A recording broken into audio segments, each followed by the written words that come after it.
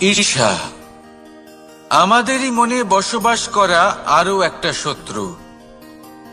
তবে এই শত্রু কখনো কখনো আমাদের জন্য লাভদায়কও হতে পারে, কিন্তু যদি আমরা সতর্ক না থাকি তাহলে সেটা ততটাই ঘাতক হয়ে উঠতে পারে।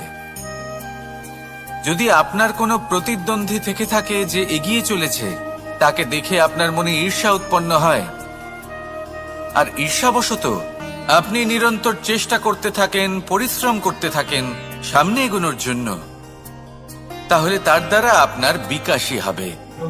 কিন্তু যদি আপনি নিজের বিরোধীকে শেষ করতে দেওয়ার জন্য অগ্রসর হন, তাকে বিনাশ করার জন্য অগ্রসর হন, তাহলে এই ঈর্ষা প্রথমে আপনার বিনাশ অবশ্যই করবে।